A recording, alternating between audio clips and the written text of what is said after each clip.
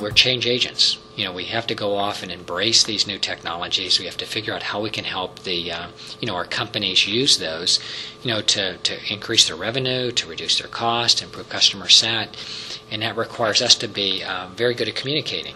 What I would say is, what's next, or what can you do in addition to a CIO role? Well, we have a unique cross-functional view of the entire company.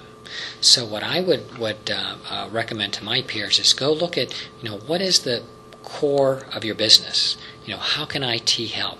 How can you apply technology to what you're doing, and then really drive that, and then and I would also encourage you to do is get not only on the product side, but on the sales side, get involved in the sales. I mean, there's nothing like going on a sales call. I mean, I think I enjoy it, but it's different. And I was humbled. I worked for a consulting firm in between Symantec and VMware, and I had to sell. It's hard, but I think it's great. And you're out there actually talking to customers and trying to help them solve their problems.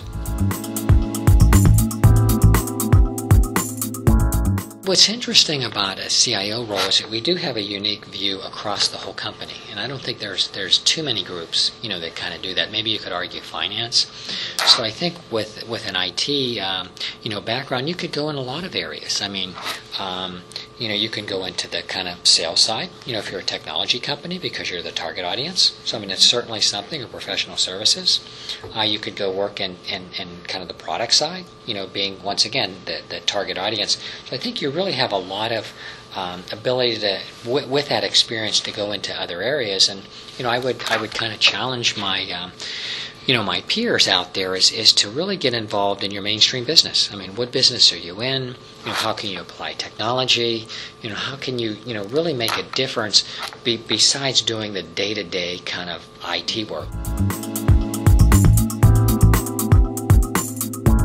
If you get into an M&A situation, first and foremost is focusing on the people. Because there's really going to be three questions they have on their mind before they do anything else. Do I have a job? What's the scope of my responsibilities? And who am I going to work for? So you really have to focus in on those three things first. Then you can talk about some of the other things. But what I have found is that generally when we acquire a company, I have that conversation with the IT leader, and depending on the size of their organization, I have to have that dialogue with him or her, and then we have to decide about the team. You can sort out a lot of the technology issues. I think those are kind of secondary, but I don't think in some cases that you spend enough time on the people side. When we acquire a smaller company, generally speaking, we just migrate them to our systems, and we do it very, very fast. We try to get it done in 90 days. And I think the longer that you take, the harder it becomes. Because what you really want to do for your customers is start operating as one company as opposed to two.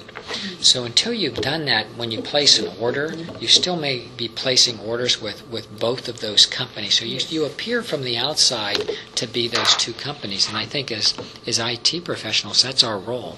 We should really accelerate these things and help the companies do that much faster.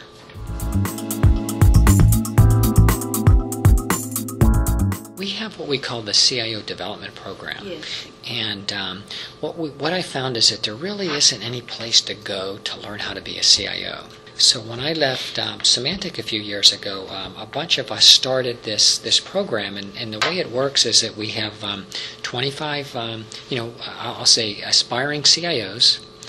They meet on a monthly basis, and everyone is assigned a CIO as their mentor. And then our goal is really to work with them on developing all the skills they need to be a future CIO. So it's been a great opportunity for me, and I've been very lucky in my career. I feel very fortunate. So it's a chance for me to give back. We need to develop that next generation because it's going to be different. I mean, the great thing about IT is it's always changing, it's always evolving, and so forth, and it's really fun. I mean, if you think about, we announced the software-defined data center. You think about just doing your whole data center with just software. I mean, that's great. You can move much, much faster than you had in the past, and it's much more affordable.